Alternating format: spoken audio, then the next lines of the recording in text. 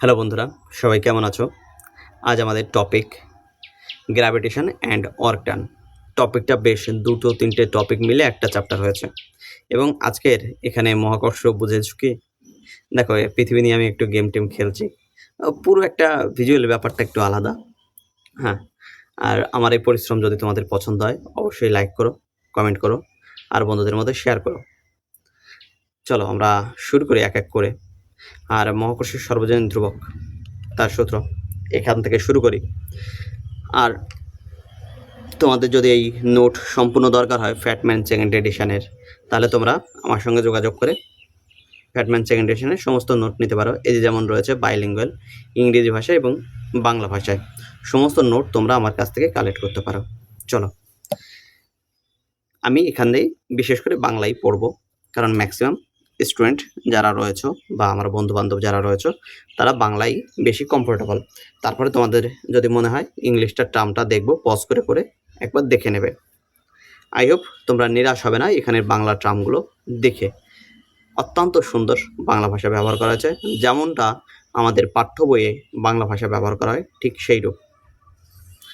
1687 সালে নিউটন মহাকর্ষের সর্বজনীন ধ্রুবক প্রস্তাব করেন এবং গ্রহ এবং উপগ্রহগুলোর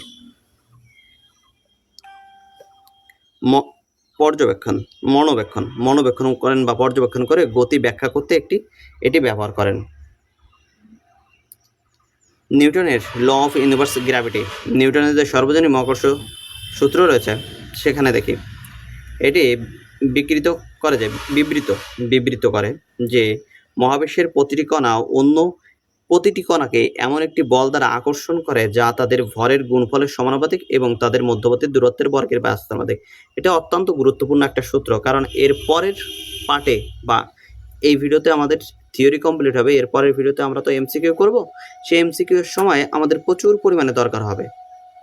এফ সমানুপাতিক কি বলছে? দুটো বস্তুর ভর m1 আর m2 যদি হয় তাদের মধ্যবর্তী দূরত্ব তাদের ভরের সমানুপাতিক, এবং আরেকটি কি বলছে? মধ্যবর্তী দূরত্বের ব্যস্তানুপাতিক। তাহলে এই দুটোকে আমি যদি সমানুপাতিক চিহ্ন দিয়ে রাখি তাহলে m1 m2 divide by R square. এবার যদি এখান থেকে তোমার সমানুপাতিক চিহ্নটা তুলে দিই তাহলে ইকুয়াল চিহ্ন দিয়ে এখানে G m1 m2 divide by R square. G কি জিনিস? এখানে সর্বজনীন মহাকর্ষ ধ্রুবক। একইভাবে সেই সমীকরণটা এখানে বসানো হয়েছে। m1 কি? আরেকবার বলি তোমাকে, এটা তোমার m1 একটা বস্তু, এটা তোমার m2 আরেকটা বস্তু, এদের মধ্যেখানের দূরত্ব তোমার আর। ওকে, মধ্যবর্তী দূরত্ব কত? আর। কি বলেছে সূত্র? বল সমানুপাতিক তাদের যে ভরগুলো রয়েছে ভরগুলোর গুণফলের সমানুপাতিক এবং দূরত্ব কি রয়েছে আর তার বর্গের ব্যস্তানুপাতিক। যদি ভেদ চিহ্ন তুলে দিই তাহলে এখানে সমান চিহ্ন এবং তার জন্য একটা ধ্রুবকের দরকার, সেই ধ্রুবকটা হলো আমাদের এখানে জি। জি হলো কি? সর্বজনীন মহাকর্ষ ধ্রুবক। বাকি সবগুলো একই জিনিস লেখা আছে। তাহলে জি এর মান কত? 6.673 into 10⁻⁻11 newton metre square KG square. এটাই দেওয়া আছে। কে আবিষ্কার করেছে? 1718 সালে হেনরি ক্যাভেন্ডিশ কর্তৃক পরীক্ষামূলকভাবে এটি আবিষ্কৃত হয়। গ্রহীয় আবর্তনের তথ্যর ক্ষেত্রে দেখো এখানে কি কি আছে। বুধের কথা দেয়া আছে কত দিনে? 88 দিন সেটা কি করে আবর্তন করে, এবং নেপচুন সেটা 165 বছরে আবর্তন করে। কাকে? পৃথিবীকে, সরি সূর্যকে, ভুল করে বলে ফেলেছি। এবার দুই প্রকার ফোর্স আমরা দেখতে পাবো। একটা দেখি এখানে কি আছে। নন কন্ট্যাক্ট ফোর্স, অস্পর্শ বল। আমরা কি এইগুলো দেখেছি আগের অধ্যায়ে? ফোর্স যদি দেখে থাকি তাহলে আগের অধ্যায়ে আমাদের দেখা গেছে ফোর্স আমাদের দুই প্রকার, একটা স্পর্শকীয় বল, একটা অস্পর্শকীয় বল। মহাকর্ষ বল হলো এমন একটি অস্পর্শ বল যা দূরত্ব থেকে কি করে? ক্রিয়া করে। কোথা থেকে ক্রিয়া করে? দূরত্ব থেকে। এবার সংরক্ষী বল কি জিনিস? মহাকর্ষী বল হলো একটি সংরক্ষী বল। এখানে কি বলছে? মহাকর্ষ বল একটি সংরক্ষী বল, কৃতকার্য পথের উপর নির্ভরশীল নয়। কৃতকার্য কার উপর নির্ভরশীল নয়? পথের উপর নির্ভরশীল। এবং বদ্ধ পথের কৃতকার্য কি হয়? শূন্য হয়। আরেকবার দেখো, কৃতকার্য পথের উপর নির্ভরশীল নয় এবং বদ্ধ কাজের কৃতকার্য কি হয়? শূন্য। এই দুটো পয়েন্ট মনে রাখবে। কারণ কি, কৃতকার্য বদ্ধ কাজের কৃতকার্য কেন শূন্য হচ্ছে? আমি যখন একটা পয়েন্ট থেকে চলা শুরু করে ঠিক সেই পয়েন্টে চলে আসছি এবং সেখানে আমার কস কত হচ্ছে? 90 ডিগ্রি। কস 90 ডিগ্রির মান কত হচ্ছে? কস 90 ডিগ্রি ইকুয়াল টু কত? 0। আমাদের সূত্রটা কি ছিল? কৃতকার্য W equal to F S cos theta. Theta অর্থাৎ এখানে তোমার কত ডিগ্রি? 90 ডিগ্রি। ঠিক আছে, চলো তাহলে এখন একটা জিনিস দেখি। ওয়ার্ক এখানে এ থেকে বি, এ থেকে তোমার বি, এখানে কি কাজ হচ্ছে? কিন্তু এ থেকে যদি এ ড্যাশ বা এতে চলে আসে, এ থেকে গিয়ে আবার এতে চলে এলো, তাহলে ওয়ার্ক ডান কি হবে? শূন্য। পরেরটুকু যাচ্ছি। কেপলারের গৃহীয় সূত্রাবলী। এই কেপলারের যে সূত্রগুলো, 3টে সূত্র রয়েছে, সেই সূত্র 3টের সাথে আমার পরিচয় যদি বলি, তাহলে সেটা হলো আমার সম্ভবত ম্যাথে অনার্স করার সময় 2য় বর্ষে। এবার কেপলারের 3টে সূত্র বুঝতে গিয়ে অনেক অসুবিধা হয়েছিল তখন, প্রথমবার। স্যারের অনেক কষ্টের পর আমাদের বোঝাতে সক্ষম হয়েছিলেন। তোমাদেরকে 2-4 কথায় বোঝানোটা একটু টাফ, বাট আমি চেষ্টা করব যে খুব কম শব্দে তোমাদেরকে বোঝানোর। দেখো, উপবৃত্তাকার কী জিনিস? গোল যদি হয় সেটা হলো বৃত্ত, বৃত্তকে একটু চ্যাপ্টা করে দাও সেটা হলো উপবৃত্তাকার। এই যে উপবৃত্তাকার কক্ষপথ, প্রথম সূত্রে কি বলছে? আমাদের যেটুকু লাগবে 3টে জিনিস লাগবে। ঠিক আছে, 3টে সূত্রে 3টে জিনিস লাগবে। একটা কি?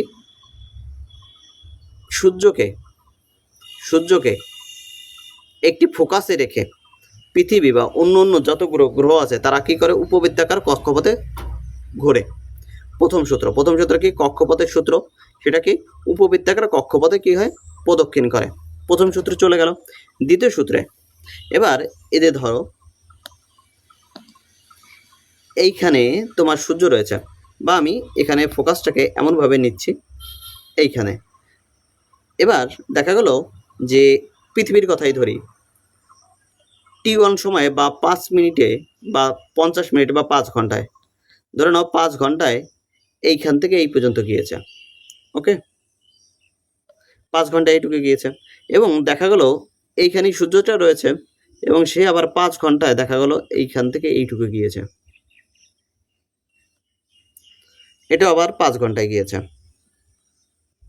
এখন একটা জিনিস কল্পনা করো, পৃথিবী 5 ঘন্টায় যদি এই পথটুকু অতিক্রম করে এবং অন্য 5 ঘন্টায় যদি এই পথটুকু অতিক্রম করে, তারা তো একটা নির্দিষ্ট ক্ষেত্রফল অতিক্রম করেছে। এই যে দুটো ক্ষেত্রফল আমরা পেলাম, এই দুটো ক্ষেত্রফলের মান কি সমান? কি বলছে? এদের দুটো ক্ষেত্রফল, এদের মান সমান। তাহলে সূত্রটা দেখি একবার। এটি বিবৃত করে যে গ্রহ এবং সূর্যের সংযোজক সরলরেখা সমান সময়ের ব্যবধানে সমান ক্ষেত্রফল অতিক্রম করে। কি বলছে? সমান সময়ের ব্যবধানে সমান ক্ষেত্রফল অতিক্রম করে। কি বললাম? আরেকবার দেখি। এটা যদি T1 সময়ে এতটা ক্ষেত্রফল অতিক্রম করে, এই যতটা পথ অতিক্রম করেছে তার তো একটা ক্ষেত্রফল হয়েছে। এখান থেকে এই পর্যন্ত যোগ করলাম, এখান থেকে এই পর্যন্ত যোগ করলাম, ক্ষেত্রফল হয়েছে। একইভাবে এইখানেও একটা ক্ষেত্রফল হয়েছে, সেই ক্ষেত্রফলগুলো যোগ করে দিলাম। ক্ষেত্রফলগুলো দেখলাম, তাহলে দেখলাম যে এই দুটো ক্ষেত্রফল কি সমান। সমান সময়ের ব্যবধানে সমান ক্ষেত্রফল অতিক্রম করে যে কোনো গ্রহের ক্ষেত্রে, যে কোনো উপগ্রহের ক্ষেত্রে। পরেরটা যাই। কেপলারের 3য় সূত্রে বলছে সময় তার হোল স্কয়ার, কিন্তু এখানে যে দূরত্বগুলো সে কি করেছে? অতিক্রম করেছে। এর ব্যাসার্ধ বা এখান থেকে এই পর্যন্ত দূরত্ব R1, এখান থেকে R2, এখান থেকে R3, এখান থেকে তোমার R4, সবগুলো জায়গায় কিন্তু ব্যাসার্ধ যেহেতু সেম নয়, সুতরাং এখান থেকে সূর্য থেকে তোমার দূরত্ব কি? আলাদা আলাদা। পৃথিবীর আলাদা আলাদা জায়গায় থাকার সময় কি হচ্ছে? আলাদা আলাদা, তাই তো? তাহলে যে সময় অতিক্রম করে সেই সময়ের স্কয়ার করলাম এবং সেই সময় তো এই যে আলাদা আলাদা R1, R2, R3 এদের যদি আমি গড় করি, ধরো গড় করা হলো, সেটা আমি পেলাম R, তার কিউব করলাম, তারা কি থাকবে? সমানুপাতিক থাকবে। এবার সূত্রটা দেখি। এটি বিবৃত করে যে সূর্যের চারিদিকে কোনো গ্রহের আবর্তনের পর্যায়কালের বর্গ অর্থাৎ টি তার হোল স্কয়ার সূর্য থেকে এর গড় দূরত্বের ঘনের সমানুপাতিক। এর গড় দূরত্ব কত? আর কিউব, তার সমানুপাতিক। আশা করি ক্লিয়ার করতে পেরেছি। পরেরটা দেখছি, মাস আর ওয়েট, ভর বনাম ভার বা ওজন, এদের মাঝখানের পার্থক্য। মাস ভর, কোনো বস্তুর ভর হলো তার মধ্যে উপস্থিত পদার্থের পরিমাণ, এটা হলো ভার। আর ওজন কি? কোনো বস্তুর ভার বা ওজন হলো সেই বস্তু দ্বারা সেই বল যার সাহায্যে পৃথিবী তাকে কি করে? আকর্ষণ করে, সেটা হলো তার কি? ভার বা ওজন। ভর এর মান আছে কিন্তু কি নেই? অভিমুখ নেই, তাই এটি কি রাশি? স্কেলার রাশি। ভার অথবা ওজন এর মান আছে ও অভিমুখ উভয়ই আছে, তাই এটি কি রাশি? ভেক্টর রাশি। অভিমুখটা কোন দিকে? পৃথিবীর কেন্দ্রের দিকে। ভর স্থান পরিবর্তনে এর কোনো পরিবর্তন হয় না, কিন্তু ভারের ক্ষেত্রে স্থান পরিবর্তনের ক্ষেত্রে এর পরিবর্তন হয়। তাহলে W=mg। তার একটা উদাহরণ কি? চাঁদে আমাদের কি হয়?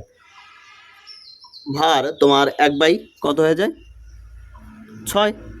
তাহলে সেখানে আমার ওজনটা কি হচ্ছে? কমে যাচ্ছে। ভর এটি কখনোই শূন্য হতে পারে না। কি হতে পারে না? শূন্য হতে পারে না। কিন্তু পৃথিবীর কেন্দ্রে এটি কি হয়? শূন্য হয়ে যায়। দূরত্ব যেহেতু নগণ্য, তাই এদের মধ্যে আকর্ষণ বল আর কাজ করছে না। এবার এইখানে আমি দুটো ভাবে তোমাকে বোঝাতে পারি।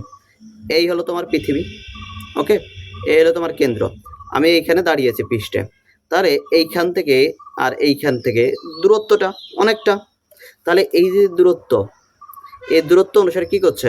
কাজ করছে। এবার আমি যত কাছে যাব তত কি আমার কি হবে? দূরত্ব কমছে। এবার কথা অনুসারে আমাদের দূরত্ব কমার সাথে সাথে ওজন কি হওয়ার কথা? বৃদ্ধি পাওয়ার কথা, তাই তো? অর্থাৎ এফ সমানুপাতিক m1m2/r²। ভালো করে শুনবে, এখানে আমি জিটা রেখে দিচ্ছি, ওকে। এবার দেখো, আমার ভর যা, সেটা পৃথিবীর এই ভরের কাছে নগণ্য, সুতরাং এটাতে কোনো কাজ করবে না। এটাকে কি ধরে নিলাম? একদম নগণ্য ধরে আমি পজিটিভ হিসেবে রেখে দিলাম, যে এটাকে আমি নেগেটিভ ধরলাম না।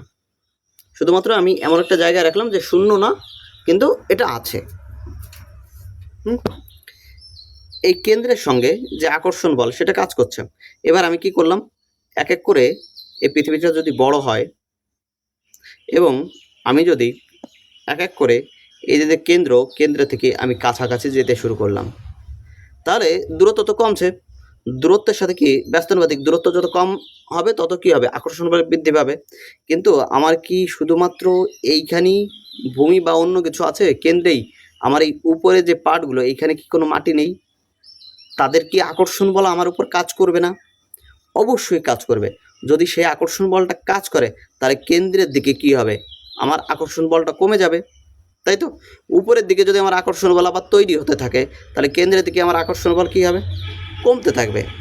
এই কারণেই বলছে যে কেন্দ্রে যতক্ষণ যাব, কি বলছে? এটি কখনো শূন্য হতে পারে না। আর পৃথিবীর কেন্দ্রে এটি শূন্য হতে যায়। যত আমি কেন্দ্রের দিকে যাব তত আমার ওজন কি হবে? কমতে থাকবে। এবং যত আমি কি হব? কেন্দ্র থেকে বাইরের দিকে যাব তত আমার ওজন কি হবে? বাড়তে থাকবে। একইভাবে যদি আমি পৃথিবীর পৃষ্ঠে থেকে, এই যে পৃষ্ঠে থেকে আমি কি হলাম? দূরে যেতে রয়েছে, তাহলে আমার সেইভাবেও ওজন একইভাবে কি হবে? কমতে থাকবে। তাহলে বোঝা গেল দূরত্ব এইখানে কি হচ্ছে? এখানে কিন্তু দূরত্ব বাড়ছে। আর এইখানে কি হচ্ছিল? এইখানে আমি কেন্দ্র দিকে যাচ্ছিলাম, দূরত্ব কম ছিল, কিন্তু আমার উপরেও কিন্তু কি ছিল?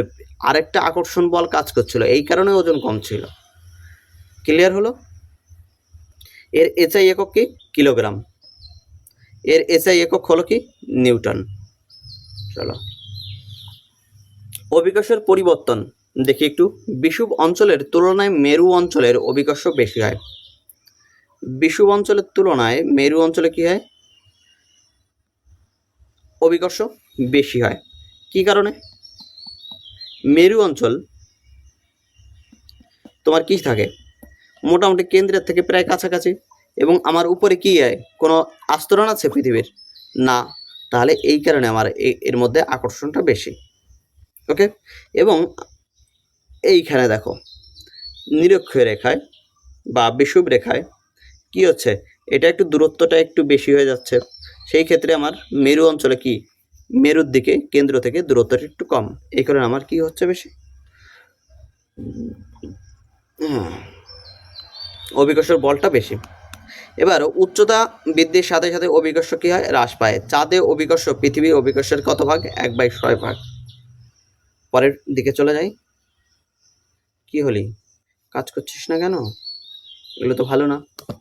এবার এফ ইকুয়াল টু, আমরা কি জানি, এফ ইকুয়াল টু জি, বস্তুর ভর M, M G divide by R square. এবার দেখো এই এফ ইকুয়াল টু আমরা কি জানি, M G, G capital M small M divide by কত, আর স্কোয়ার।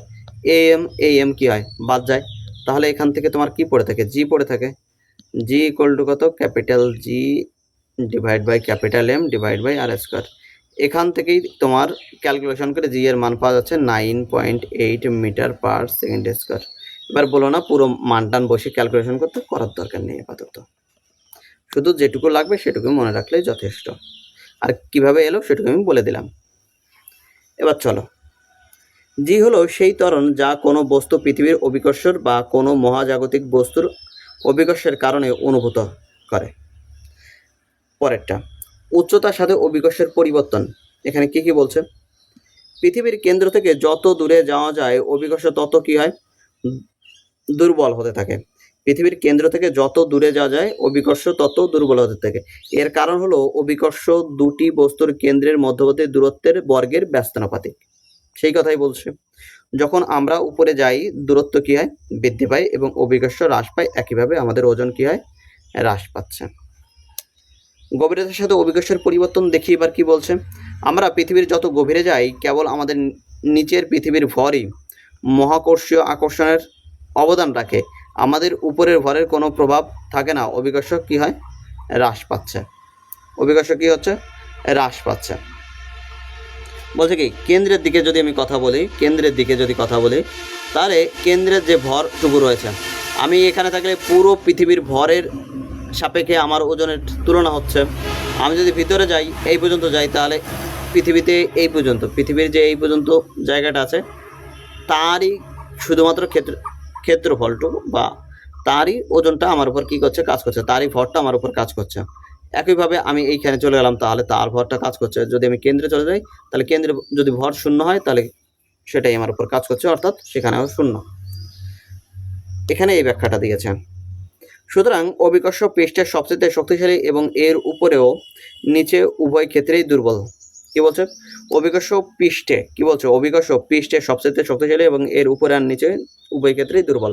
তোমাকে যেভাবে যেভাবে বোঝালাম, তুমি যদি প্রত্যেকটা ক্ষেত্রেই বুঝতে পারো তাহলে প্রত্যেকটা ক্ষেত্রে তুমি উত্তর করতে পারবে এবং তোমাকে ওইভাবে প্রশ্ন করবে না, যেটা তোমার মনে হচ্ছে যে এটা হলে কি হবে, ওটা হলে কি হবে। তোমাকে ওইভাবে প্রশ্ন করাই হবে না।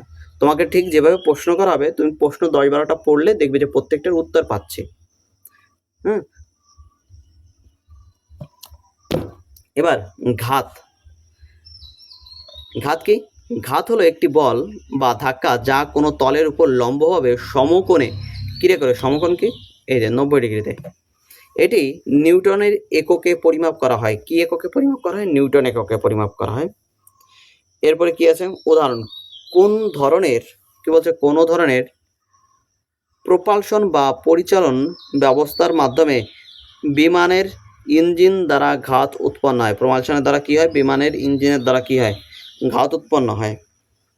দেখি কি বলছে, দেখি এখানে কি কি আছে।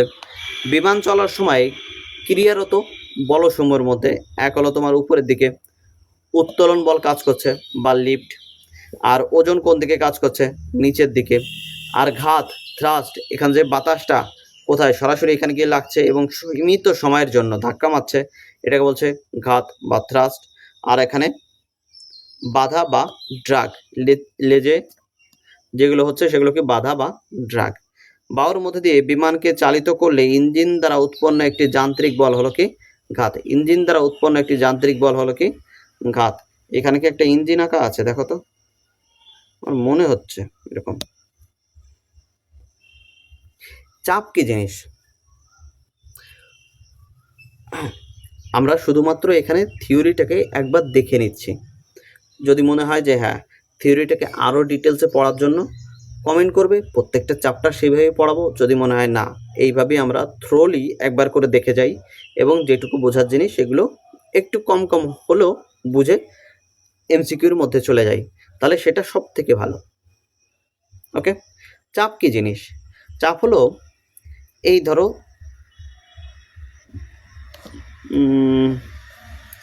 এই একটা বস্তুর উপরে এখানে কি করলাম, বল প্রয়োগ করলাম। এই বস্তুর উপর বল প্রয়োগ করলে বা বল বা ঘাত প্রয়োগ করলাম, যতটা জায়গার উপরে বা ক্ষেত্রফলের উপরে তোমার কি হয়েছে, বল প্রয়োগ করা হয়েছে, তাহলে ঘাত বাই ক্ষেত্রফল এর একটা অনুপাত হলো। বাই মানে কি, অনুপাত। এদের যে অনুপাত এটাই হলো তোমার চাপ। এসআই একক কি, পাস্কেল। এসআই একক কি, চাপের এসআই একক পাস্কেল। তাহলে 1 pascal equal to newton by metre square. চলো এখানে দেখি কি কি দেওয়া আছে। পাস্কেলের সূত্র, যা পাস্কেলের নীতি বা তরলের চাপ চালন নীতি নামেও পরিচিত, হলো ব্লেজ প্যাস্কেল প্রদত্ত একটি নীতি, যেখানে বলা হয়েছে কোনো আবদ্ধ অসংলগ্ন তরলের যে কোনো বিন্দুতে চাপের পরিবর্তন ঘটলে তা সমগ্র তরলে এমনভাবে সঞ্চালিত হয় যাতে সর্বত্র একই পরিবর্তন ঘটে। মানে কোনো একটা বিন্দুতে আমি কি করলাম, তরলের মধ্যে কোনো একটা বিন্দুতে চাপ প্রয়োগ করলাম, সেই চাপটা সমগ্র তরলের ক্ষেত্রফলে গিয়ে সমানভাবে প্রয়োগ হবে। যেমন এইখানে আমি এইখানে যে ক্ষেত্রফলের উপরে, এই ক্ষেত্রফলের উপর যে চাপটা প্রয়োগ করেছি, এই পুরো ক্ষেত্রফলের উপরে যদি করা হয়, দেখা যায় পুরো ক্ষেত্রফলের উপর সেই সমান চাপটা প্রয়োগ করা হয়েছে। বোঝা গেল? এটি তিনি 1653 সালে প্রদান করেন এবং 1663 সালে প্রকাশিত হয়। 1 atom equal to 1.013 into 10 to the 5 Pascal, 1 atom equal to 1.01325 bar, 1 Newton equal to 10 to the 5 ডাইন। এগুলো পরীক্ষার জন্য গুরুত্বপূর্ণ। এবার আমি এটাকে ব্যাখ্যা করার চেষ্টা করি একটুখানি। দেখো, A1 বল ইকুয়াল টু কত, P1 A1। আমরা কি জানি, চাপ P1 ইকুয়াল টু কত, A1 বল বাই A1। তাহলে এখান থেকে আমার কি হয়ে গেল, A1 আমার এখানে থাকলো, A1টা এখানে গিয়ে গুণ হয়ে গেছে, তাই তো, A1 P1, সেটাই তো এখানে হয়েছে। A1 ইকুয়াল টু P1 আর A1, সেই বলটা আমি এখানে প্রয়োগ করেছি। তাহলে এখানে চাপটা কত, P1 equal to A1 A1। প্লেটের মধ্যে দিয়ে আমার কি হচ্ছে, সেই চাপটা এদিক থেকে এদিকে যাচ্ছে এবং সেই চাপটা এইখান থেকে এইখানে যাচ্ছে। ওকে, আর এইখানে তোমার প্রেশার কত, P2 equal to F2 A2। যেহেতু আমি এখানে যে পরিমাণে প্রেশার দিয়েছি, এখানে সেই পরিমাণে কি হয়েছে, ঠিক সেই পরিমাণে তোমার প্রেশারটা উপরের দিকে উঠবে, তার থেকে অধিক তো উঠতে পারবে না। তাহলে P1 ইকুয়াল টু P2, তাহলে A1 divide by A1 equal to F2 divide by A2। এটাই তোমার সমীকরণ। আর এই সমীকরণের মাধ্যমে আমাদের পরে অঙ্ক আসবে, সেটা আমরা দেখব। এখানে একটা অঙ্ক রয়েছে, সেটাও তোমরা দেখতে পারো। কি আছে, আর্কিমিডিসের সূত্র কি বলছে, কোনো বস্তুকে কোনো তরলে আংশিক বা সম্পূর্ণ নিমজ্জিত করলে বস্তুর উপর যে ঊর্ধ্বমুখী প্রবলতা বল ক্রিয়া করে তা বস্তু দ্বারা অপসারিত তরলের ওজনের সমান। তা কি হয়, বস্তু দ্বারা অপসারিত ওজনের সমান। তাহলে A B equal to rho G V, এটাকে কি বলা হয়, রো জি ভি, এটাকে কি বলে, রো। আমি আলাদা করে লিখে দিয়েছি যারা নোটটা পড়বে তাদের জন্য। কি বলছে, কোনো বস্তুতে কোনো তরলে আংশিক বা সম্পূর্ণ নিবেদিত করলে বস্তু দ্বারা ঊর্ধ্বমুখী প্রবলতা বল ক্রিয়া করে তা বস্তু দ্বারা অপসারিত তরলের ওজনের সমান। বিষয়টা একটু বুঝি ভালো করে। এই দেখো, আমার এখানে 10 বার বা এখানে কত আছে 10, এখানে তোমার 7, 10 আইবির কোনো একটা পাথর রয়েছে ওজনের, বা 10 ইউনিটের একটা ওজনের তোমার পাথর রয়েছে, সেটাকে আমি কি করলাম, এর মধ্যে ডুবালাম। এবার যতক্ষণ না ডোবাচ্ছে ততক্ষণ থেকে এখান থেকে জল পড়ছে না, ডোবানোর সঙ্গে সঙ্গে জল পড়া শুরু করেছে। এবার দেখা গেল এখানে কত পড়েছে, 3 ইউনিট জল পড়েছে, এবং আমি এখানে দেখছি যে 10-এর বদলে 7 ইউনিট ওজন হয়ে গেছে পাথরের। আর এইখানে যে পরিমাণ জলটা পড়েছে সেটা কত, 3 ইউনিট। তাহলে এই দুটোকে যদি যোগ করি +3, তার মানে কত হচ্ছে, +3 করলে ইকুয়াল টু কত হচ্ছে, 10। সেই কথাই বলেছে যে জলে যদি আমরা নিমজ্জিত করি, নিমজ্জিত করার পরে যে পরিমাণ তরল সে অপসারিত করে এবং সে যে পরিমাণ ওজন ছেড়ে দেয়, সেই ওজন ছেড়ে দেওয়ার মান আর তরল অপসারিত করে তার মান কী হবে, সমান হবে। ওকে, এবার আয়তনের ক্ষেত্রে তো দুটোই সমান, যে পরিমাণে আয়তন এইখানে বেরিয়ে গেছে আর এর আয়তন, এর সমান আয়তন বেরিয়ে যাবে। কিন্তু এ যতটা ওজন ছেড়ে দিয়েছে, কি বললো, এ যতটা ওজন এখানে দেখো ছেড়ে দিয়েছে, কত, 3 ইউনিট ওজন ছেড়ে দিয়েছে, তাহলে সেইটুকুই দেখবে যে এখানে জলের ওজন সেই 3 ইউনিট। ক্লিয়ার হলো? পরেরটায় যাচ্ছে। এবার আর্কিমিডিসের সূত্র, প্লবতা বল অপসারিত জলের ওজনের সমান। কি বলছে, প্লবতা বল অপসারিত জলের ওজনের সমান। এতক্ষণ এই কথাই তো বোঝালাম। এবং এখানে দেখো যে FB ইকুয়াল টু প্লবতা বল, রো ইকুয়াল টু তরলের ঘনত্ব, G ইকুয়াল টু অভিকর্ষ ত্বরণ, আর V ইকুয়াল টু তরলের আয়তন, সবগুলো দেওয়া আছে। আরেকবার দেখে নাও, FB equal to rho GV। এবার উদাহরণ কি বলছে, একটি জাহাজ মিষ্টি জলের চেয়ে নোনা জলে বেশি ভেসে থাকে, কারণ বেশি ঘনত্বের নোনা জল অধিকতর প্রবলতা, কি বলছে, প্রবলতা বল প্রয়োগ করে, যার ফলে জাহাজটি ভেসে থাকার জন্য কম আয়তনের জল অপসারণ করতে হয়। একই নীতি সাঁতার কাটার ক্ষেত্রে প্রযোজ্য, যেখানে একজন ব্যক্তি নোনা জলে নিজেকে হালকা অনুভব করে এবং সহজে ভাসতে পারে। নোনা জলে তোমার ঘনত্ব বেশি, তাই তো, জলের ঘনত্ব তার সাথে লবণের ঘনত্ব, এই কারণে তোমার জাহাজ নোনা জলে সব থেকে বেশি কম জল অপসারণ করে, একইভাবে মিষ্টি জলে বেশি জল অপসারণ করে, আর শুদ্ধ জলের ক্ষেত্রে সব থেকে বেশি জল অপসারণ করবে। বার্নৌলির নীতি, বার্নৌলির নীতি কি বলছে, একবার দেখাম, একটু জল খেয়ে নিই।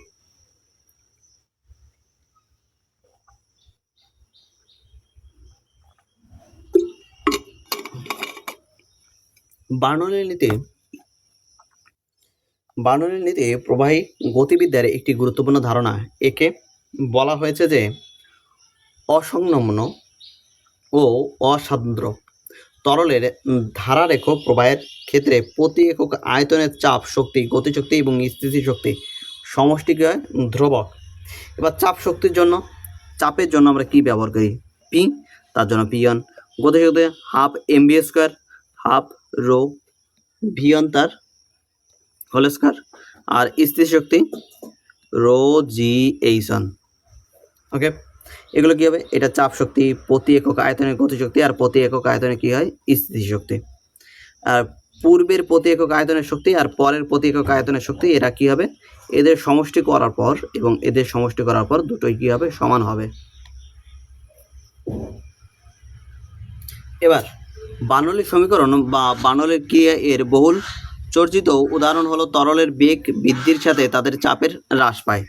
তরলের যদি বেগটা বৃদ্ধি পায়, এদিক থেকে এদিক বেগ বৃদ্ধি পাচ্ছে, তখন এদের চাপটা কি হবে, হ্রাস পাবে।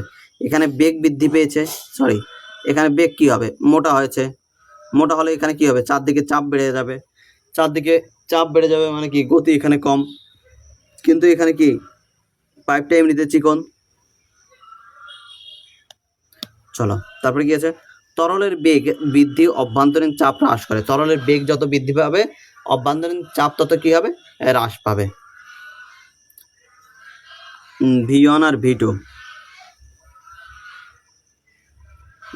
ম্যাট্রিক্স P2 আর P1, P1 P1 P2,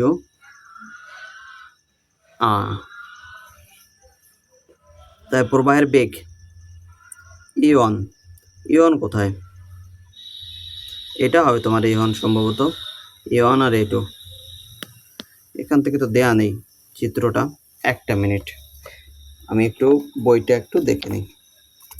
ওকে, E1 বইও E1 নেই তো দেয়া, কিছু একটা সমস্যা আছে।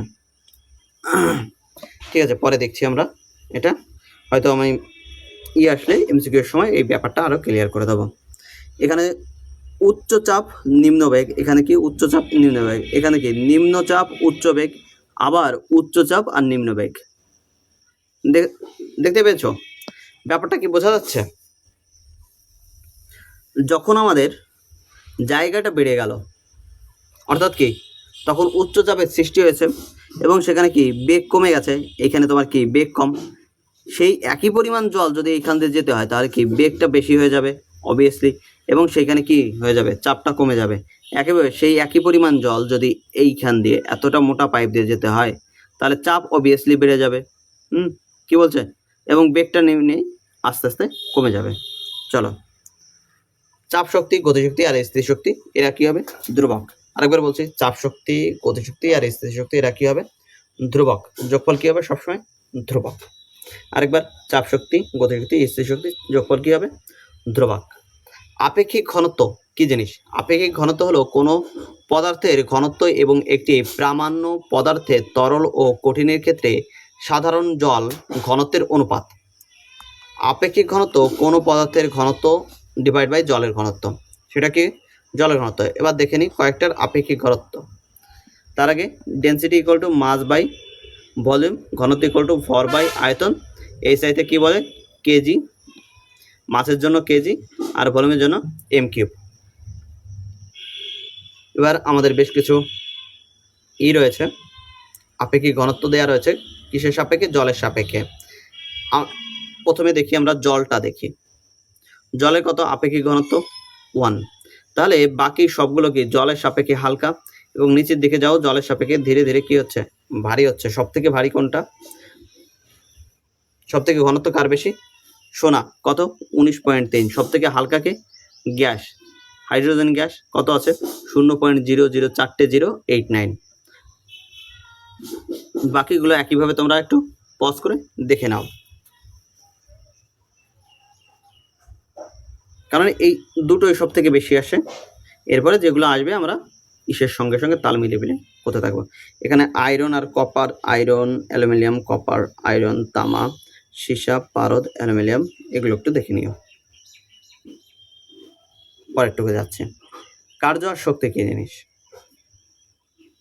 কার্য বলতে এমন একটি বল দ্বারা স্থানান্তরিত শক্তিকে বোঝায় যা কোনো বস্তুকে বলের অভিমুখে একটা নির্দিষ্ট দূরত্ব অতিক্রম করতে সাহায্য করে।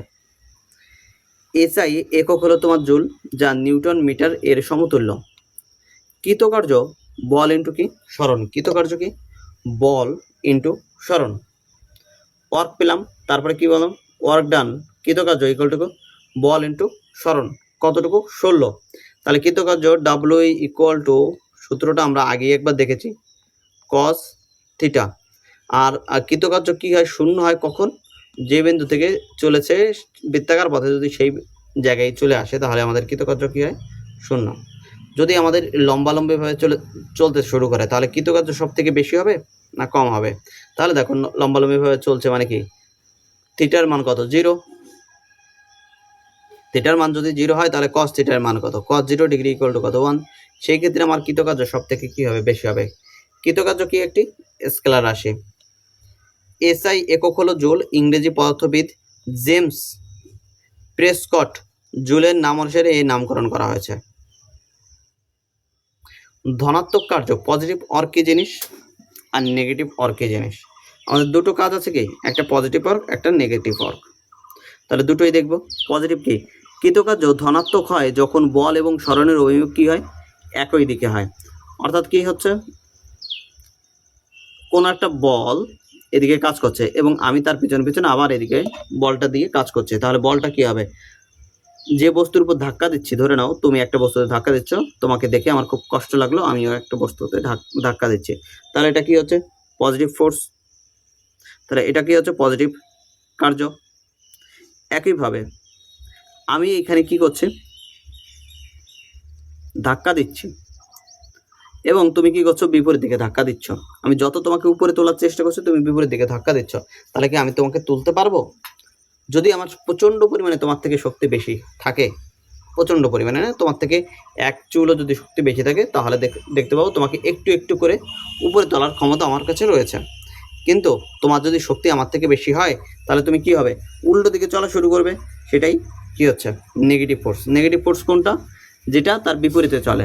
এবার তুমি বলতে পারো যে আমি তো তোমার বিপরীতে ধাক্কা দিয়েছি, তাহলে তুমি তোমার সাপেক্ষে আমি বিপরীত ফোর্স কাজ করছে আমার দিক থেকে।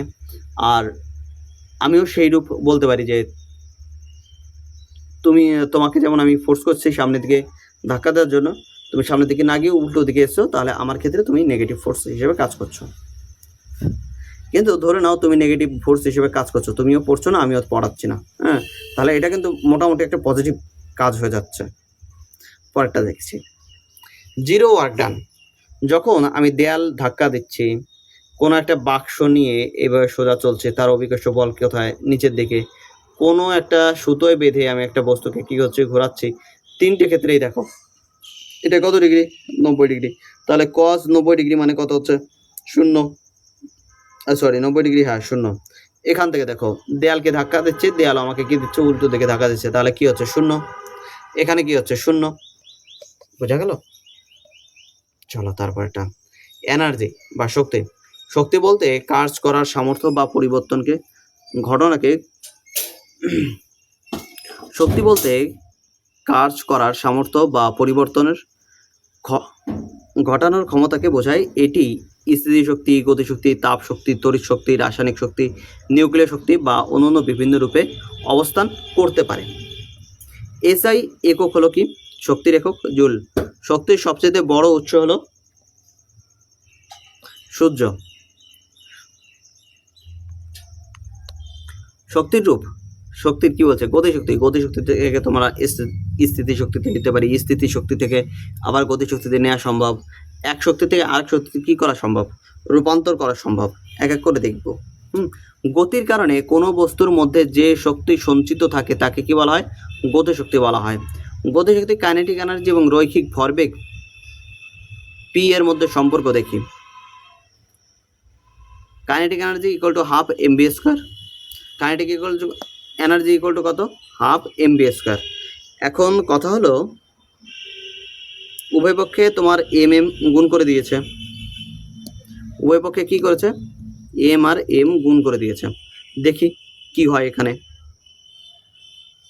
আমার কি ছিল, হাফ এম ভি স্কোয়ার, সেখানে আমি এখানে এম গুণ করলাম, এখানে এম গুণ করলাম, তাহলে এখান থেকে কি হচ্ছে এম ভি তার হোল স্কোয়ার ডিভাইড বাই এই হাফের 2 এখানে, আর নিচের এম ছিল সেই এমটা এখানে নিয়ে আসলাম। তাহলে M V square, M V equal to কত, পি। এতে তাই দেওয়া রয়েছে এম ভি ইকুয়াল টু কত, পি। এ স্কোয়ার আছে তার জন্য এ স্কোয়ার, আর 2m ইকুয়াল টু 2। তাহলে কাইনেটিক এনার্জি ইকুয়াল টু কত, P square divide by 2m, P square divide by 2m। Kinetic energy equal to কত, P square divide by 2m। তাহলে আমরা এখান থেকে কি পেলাম, গতিশক্তি আর রৈখিক ভরবেগ পি এর মধ্যে সম্পর্ক পেলাম।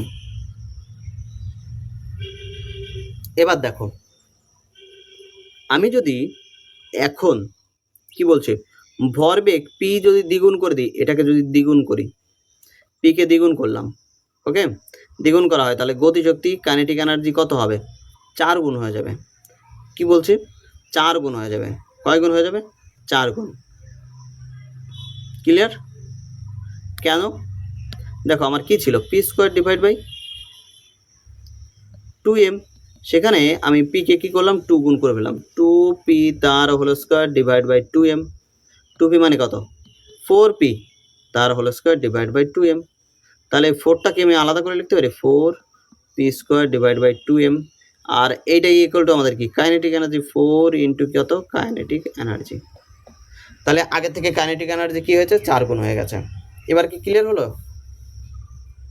এবার স্থিতিশক্তি। স্থিতিশক্তি হলো কোনো বস্তুর অবস্থান বা অবস্থার কারণে তার মধ্যে সঞ্চিত শক্তি যা মুক্ত হয়ে কার্য করতে প্রস্তুত থাকে, যেমন মহাকর্ষীয় স্থিতিশক্তি। একটা উদাহরণ, একটি বাঁধের ধারণা মৌলিকভাবে স্থিতিশক্তি পিই, স্থিতিশক্তি পোটেনশিয়াল এনার্জির উপর ভিত্তি করে গঠিত। কি বলছে, একটা বাঁধের ধারণা। এখানে একটি ধরে নাও বাঁধ মানে তোমার এই যে নদীতে যে বাঁধগুলো দিচ্ছে, নদী চলছে, সেখানে আমি কি করলাম, একটা বাঁধ দিয়ে দিলাম। এবার উঁচু করে আমি বাঁধ দিয়েছি, উঁচু করে বাঁধ দিয়েছি। এবার আমি নিচে যদি একটা করে দিই, ছিদ্র করে দিই, জলটা কি করবে? জল এখানে এই যে যতটা জল ছিল, এই জলটা কি হবে? নিচে দিয়ে খুব দ্রুত পড়বে। আর এখানে এই জলটা তো স্থির ছিল, তাহলে এই যে খুব দ্রুত পড়ছে, এর মধ্যে যে গতিটা রয়েছে এটা কোথা থেকে এসছে? এই স্থিতি শক্তির কারণে এসছে, মহাকর্ষ বলের কারণে এসছে। একটি নির্দিষ্ট উচ্চতায় সঞ্চিত জলের মধ্যে স্থির শক্তি থাকে যা গতিশক্তিতে রূপান্তরিত হতে পারে এবং টারবাইনে ব্যবহৃত হয়ে অন্যান্য কাজের জন্য বিদ্যুৎ উৎপাদনে সাহায্য করে। ওকে, এবার দেখি P potential energy. Potential energy কি হচ্ছে? ম্যাক্সিমাম। সেখানে কাইনেটিক এনার্জি তোমার 0, অর্থাৎ সর্বোচ্চ উপরে রয়েছে। এখানে তোমার ভূমিপৃষ্ঠ, এইখান থেকে এইখানে তোমার রয়েছে, বস্তু রয়েছে। এবার ওইখানে বস্তুটাকে তুমি কি রয়েছ, ধরে নাও দড়ি দিয়ে তুমি ঝুলিয়ে রেখেছো, তাহলে এখানে পোটেনশিয়াল এনার্জি তার কি সর্বোচ্চ। এখানে কাইনেটিক এনার্জি, সে কি কোনো গতিতে আছে? না, তাহলে কাইনেটিক এনার্জি কত? 0। এবার আমার কি হলো? মাঝপথে এলো। মাঝপথে এলে পোটেনশিয়াল এনার্জি সে কি করেছে? অর্ধেক বল ছেড়ে দিয়েছে। সেই অর্ধেক বল আমার কি হয়েছে? কাইনেটিক এনার্জিতে রূপান্তরিত হয়েছে। তখন পোটেনশিয়াল এনার্জি আর কাইনেটিক এনার্জি কি হলো? সমান হয়ে গেল।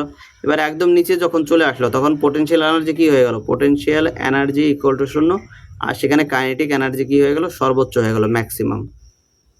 তাহলে একটা জিনিস দেখো, কাইনেটিক এনার্জি কি ছিল? একদম উপরে 0, সেখানে নিচে আসার সঙ্গে সঙ্গে কাইনেটিক এনার্জি কি হলো?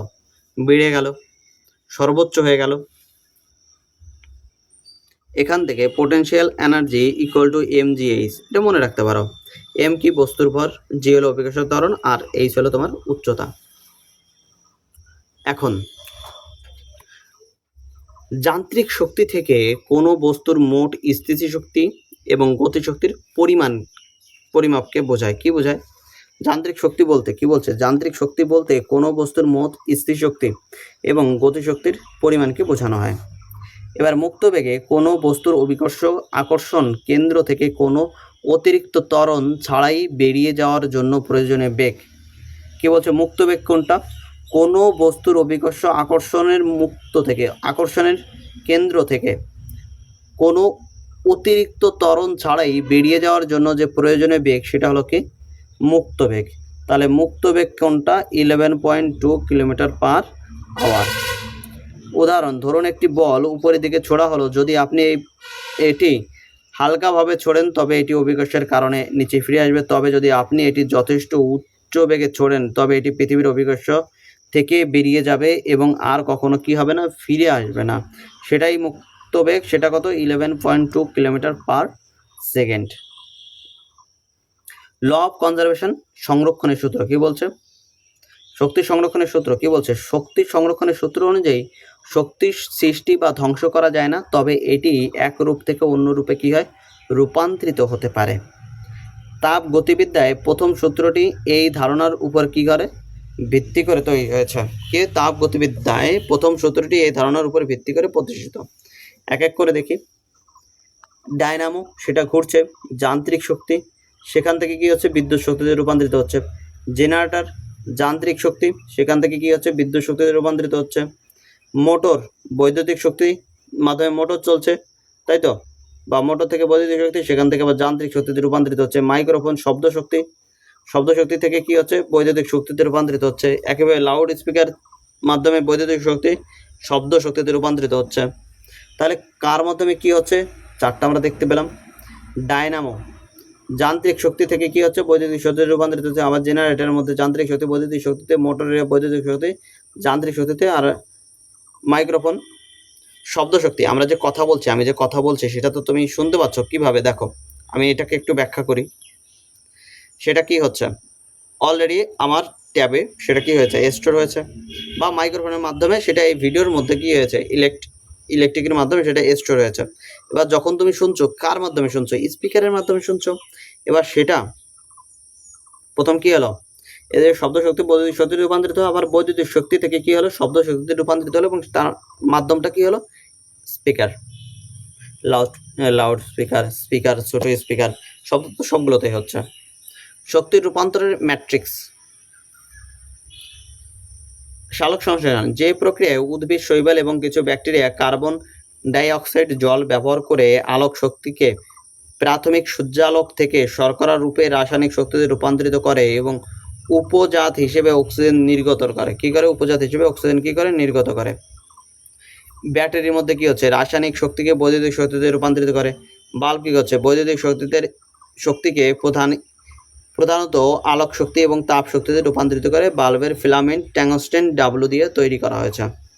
তাহলে ভার্বের যে ফিলামেন্ট সেটা কি? ডাব্লু বা ট্যাংস্টেন। পারমাণবিক ক্রমাঙ্ক কত? 74। ভর কত? 183.3.85। এর গলনাঙ্ক কত? Melting point 3422 degree Celsius. Melting point কত? 3422 ডিগ্রি সেলসিয়াস। তাপ গতিবিদ্যার সূত্র। তাপ গতিবিদ্যার শূন্যতম সূত্র এটি বিবৃত করে যে যদি বস্তু এ আর বি এর সঙ্গে তাপীয় সামঞ্জস্য অবস্থায় থাকে, তাহলে বি আর সি এর সাথে তাপীয় সামঞ্জস্য কি বলছে? তাপীয় সাম্য অবস্থায় থাকে, তাহলে এ আর সি এর সঙ্গে তাপীয় সাম্য অবস্থায় থাকবে। ভালো করে বোঝো। এ একটা পাত্র, তার সঙ্গে বি আর একটা পাত্র তাপীয় সাম্য অবস্থায় রয়েছে, এবং সি একটা পাত্র, সেটা বি আর সি এর সঙ্গে তাপীয় সাম্য অবস্থায় রয়েছে। তাহলে এ আর বি যদি তাপীয় সাম্যাবস্থায় থাকে এবং বি আর সি যদি তাপীয় সাম্যাবস্থায় থাকে, তাহলে বলতে পারি যে এ আর সিও তাপীয় সাম্যাবস্থায় থাকবে। অর্থাৎ একটা সময় গিয়ে এদের তিনজনের তাপমাত্রা সমান হয়ে যাবে। শূন্যতম সূত্রটি 1931 সালে রবার্ট এইচ ফাইলার প্রদান করে। শূন্যতম, 0th ল অফ থার্মোডাইনামিক্স। তাপ গতিবিদ্যার প্রথম সূত্রে কি বলছে? শক্তি সৃষ্টি বা ধ্বংস করা যায় না, কেবল এক রূপ থেকে অন্য রূপে কি হয়? রূপান্তরিত হয়। এটি হলো তাপের ক্ষেত্রে প্রয়োগ করা শক্তি সংরক্ষণের সূত্র। যেমন Q equal to delta U plus W. Delta U কি? অভ্যন্তরীণ শক্তির পরিবর্তন, আর ডাব্লু কি? সিস্টেমের দ্বারা কৃতকার্য। ডাব্লু কি? সিস্টেমের দ্বারা কৃতকার্য। আর কিউ কি? সিস্টেমে যুক্ত করা তাপ। সিস্টেমে কি? যুক্ত করা তাপ। তাপ গতিবিদ্যার দ্বিতীয় সূত্রে কি বলছে? তাপ নিজে থেকে কোনো অপেক্ষাকৃত শীতল বস্তু থেকে উষ্ণতর বস্তুতে প্রবাহিত হতে পারে না। শীতল বস্তু থেকে উষ্ণতর বস্তুতে প্রবাহিত হতে পারে না। ধরে নাও তোমার হাতে একটা বরফ আছে, এক হাতে বরফ আছে, আরেক হাতে কি রয়েছে? গরম জলের বাটি। এবার তোমার কি মনে হবে? শীত কেন লাগছে? যে ও কি শীত আমাকে দিচ্ছে? আর এখানে গরম কেন লাগছে? ও কি গরম আমাকে দিচ্ছে? তাহলে প্রশ্নের উত্তরটা একটু ভাবো তো। চলো একটু চিন্তা করি। এখানে সূত্রতে বলেছে যে তোমার শীতল স্থান থেকে তাপ যেখানে গরম স্থান সেখানে যেতে পারে না। আমার শরীরটা অবশ্যই বরফের থেকে গরম। তাহলে আমি এখান থেকে এইটুকু কল্পনা করতে পারি যে আমার শরীর যদি গরম হয়ে থাকে, তাহলে বরফ ঠান্ডা, বরফ থেকে তাপ তো আমার শরীরে আসবে না। তাহলে আমার শরীর থেকে তাপ কি বরফের শরীরে চলে যাচ্ছে, মানে বরফের গায়ে চলে যাচ্ছে? এই কারণে কি বরফ গলছে? হওয়ার সম্ভাবনাটা বেশি। ভালো করে চিন্তা করো। অন্যদিকে তোমার কাছে যে গরম বাটি রয়েছে, সেই গরম বাটির মধ্যে যে তাপ রয়েছে, তোমার শরীরে তাপ লাগছে। তাপ তো যেখানে গরম সেখান থেকে যেখানে কম গরম সেখানে যায়। তাহলে একইভাবে আমি কি বলতে পারি? তাপটা বাটি থেকে ধীরে ধীরে ধীরে কি হচ্ছে? আমার শরীরে প্রবেশ করছে, এই কারণে আমি গরম অনুভব করছি। এবং আমার শরীর থেকে বরফ তাপ শুষে নিচ্ছে বা তাপ ওই দিক থেকে চলে যাচ্ছে, এই কারণে আমি কী হচ্ছে? ঠান্ডা অনুভব করছে। ক্লিয়ার হলো? তাহলে ঠান্ডা অনুভব করার সময় আমার শরীর থেকে তাপ কি হচ্ছে? বেরিয়ে যাচ্ছে। আর গরম অনুভবের সময় আমার শরীরে কি হচ্ছে? তাপ ঢুকছে, এই কারণে আমরা তাপ গরম অনুভব করি। এটি এনট্রপি বিশৃঙ্খলার ধারণা প্রবর্তন করে। এটা কি করে? এনট্রপির বিশৃঙ্খলার ধারণা প্রবর্তন করে। এবার চলো, তাপ ইঞ্জিন 100% কর্মক্ষম হতে পারে না। রেফ্রিজারেটর শীতল থেকে উষ্ণ স্থানে তাপ স্থানান্তরের জন্য বাহ্যিক কার্যের প্রয়োজন হয়। এবার এটুকু তুমি মনে রাখো, 100% কার্য করতে পারে না, সেখান থেকে কিছু পার্সেন্ট কী হয়? এদিক থেকে ওদিক চলে যায়, ঘর্ষণের ক্ষেত্রে যেতে পারে, এদিক থেকে ওদিক যে কোনো কারণে যেতে পারে। থার্ড ল, তাপ গতিবিদ্যার তৃতীয় সূত্র থেকে বলছে, তাপমাত্রা যখন পরম শূন্য 0 কেলভিনের কাছাকাছি পৌঁছায়, তখন এটি নিখুঁত স্ফটিকের এনট্রপি শূন্য হয়ে যায়। স্ফটিকের এনট্রপি কী হয়েছে? শূন্য হয়ে যায়। এনট্রপি কী হলো? এনট্রপি হলো প্রতি একক তাপমাত্রায় কোনো সিস্টেমের তাপীয় শক্তির পরিমাণ বা কার্য করার জন্য অনুপলব্ধ। আমিও জিনিস দুটো বুঝিনি ঠিক করে। চলো এমসিকিউ দেখার সময় ভালো করে দেখব। এরপর কি আছে, ছোট্ট দুটো টপিক আছে। পাওয়ার বা ক্ষমতা। পাওয়ার কি জিনিস? ক্ষমতা হলো কার্য করার হার অথবা যে হারে শক্তি এক স্থান থেকে অন্য স্থানে স্থানান্তরিত হয় বা এক রূপ থেকে অন্য রূপে রূপান্তরিত হয়, সেটাই আমার কি ক্ষমতা। ক্ষমতার এসআই একক কি? ডাব্লু। ক্ষমতা ইকুয়াল টু কার্য বাই কি সময়, কার্য বাই সময় W by P equal to কত? W by T. Power equal to কি force into velocity, force into কি ভেলোসিটি, পি ইকুয়াল টু আবার কি force F into velocity. Delta ভিও করা যেতে পারে, ভেলোসিটি এফ ইন্টু ভি। এবার দেখো 1 হর্স পাওয়ার ইকুয়াল টু কত? 746 watt. 1 horse power equal to 0.746 kilowatt, আর 1 কিলোওয়াট ইকুয়াল টু 1000 ওয়াট। এই পর্যন্তই আমাদের টপিকটা ছিল এবং আমরা সম্পূর্ণটা কভার করলাম পড়ে। সবাইকে অনেক অনেক ধন্যবাদ সঙ্গে থাকার জন্য। লাইক, কমেন্ট আর সাবস্ক্রাইব এটা যেন করতে ভুল না হয়, আর বন্ধুদের মধ্যে অবশ্যই শেয়ার করবে। চলো টাটা, পরের ভিডিওতে দেখা হচ্ছে এমসিকিউ এর সঙ্গে।